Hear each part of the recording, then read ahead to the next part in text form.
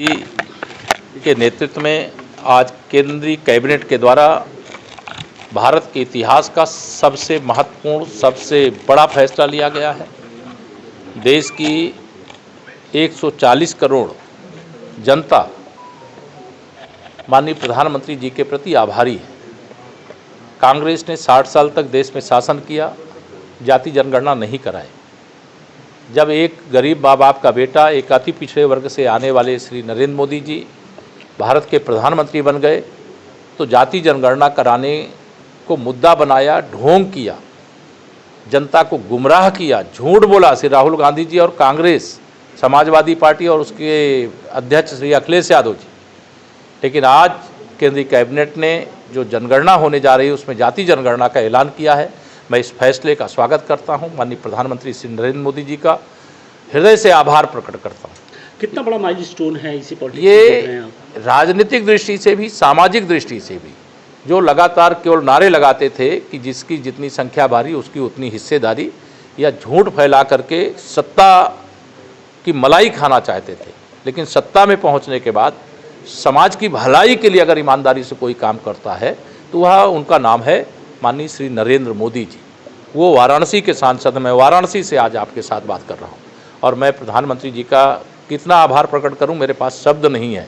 देश गदगद है, देश खुशी से झूम रहा है और श्री राहुल गांधी जी हों चाहे श्री अखिलेश यादव जी हों, उनके ढोंग पर, उनके झूठ पर ये करारी चोट पड़ी है, करारा तमाचा लगा है। उनको लगा था कि वो ऐसी मांग करेंगे जो भाजपा नहीं, भाजपा ही हर वह काम करेगी जो इस देश की ज़रूरत है, इस देश की 140 करोड़ जनता की ज़रूरत है। और कांग्रेस हो, सपा हो या इंडी गठबंधन के कोई दल हो, वह बातें तो कर सकते हैं लेकिन काम नहीं कर सकते। कांग्रेस ये कह रही है कि पूरे इस जो भी फैसला लिया गया उसका श्रेय ले रही है कि हमने प्रेशर कांग्रेस को चुल्लू भर पानी में डूब करके अपने को, पार्टी को समाप्त कर लेना चाहिए, क्योंकि इससे बड़ा झूठ कुछ हो नहीं सकता। मैंने कहा जब 60 साल देश में शासन कर रहे थे तब इनको जाति जनगणना की याद नहीं आई, तब दलितों की, पिछड़ों की, आदिवासियों की, गरीबों की, वंचितों की याद नहीं आई। जब इनके हाथ से सत्ता चली गई तब इनको सब कुछ याद आ गया। इसलिए याद आ गया कि माननीय नरेंद्र मोदी जी देश के प्रधानमंत्री की कुर्सी पर बैठे हुए हैं।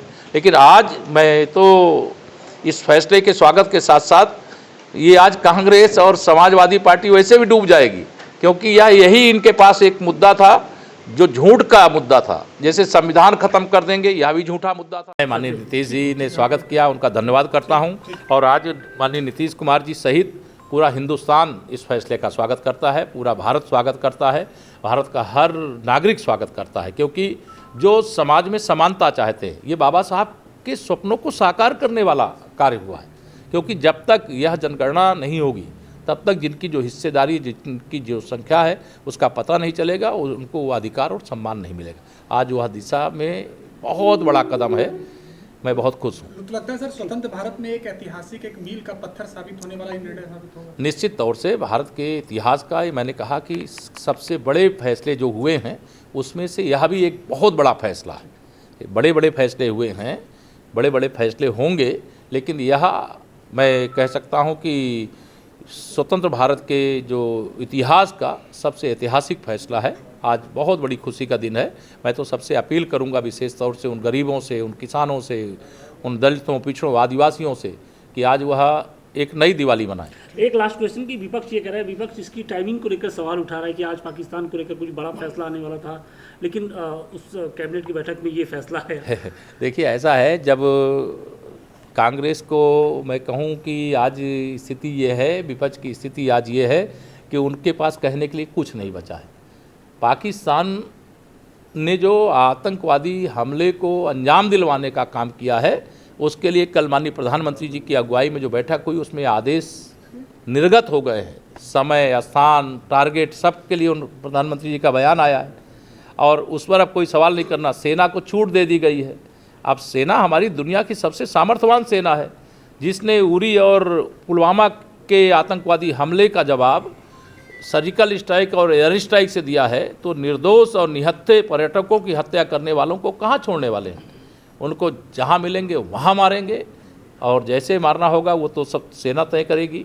लेकिन यह जरूर है कि जिन लोगों ने निर्दोष पर्यटकों की हत्या की है वह और उनके आका आज बिल में छिपते हुए सुनाई दे रहे हैं, दिखाई दे रहे हैं, आप लोग दिखा भी रहे हो। लेकिन कांग्रेस का कुछ भी सवाल आज वो उनके पास कहने के लिए कुछ नहीं बचा है, इसलिए इस प्रकार की बात कर रहे हैं। धन्यवाद। यह भी झूठा मुद्दा था, लेकिन आज माननीय प्रधानमंत्री श्री नरेंद्र मोदी जी के नेतृत्व में संविधान का सम्मान हो रहा है, बाबा साहब का सम्मान हो रहा है, बाबा साहब के लिए समर्पण है। जाति जनगणना का आज कैबिनेट ने फैसला कर दिया और आरक्षण जो जिनको मिलना था उनको आरक्षण का पूरा लाभ मिल रहा है और आगे भी मिलेगा। हमारी सरकार जो कहती है वो करती है, कांग्रेस सपा झूठ बोलती है। नीतीश कुमार जी ने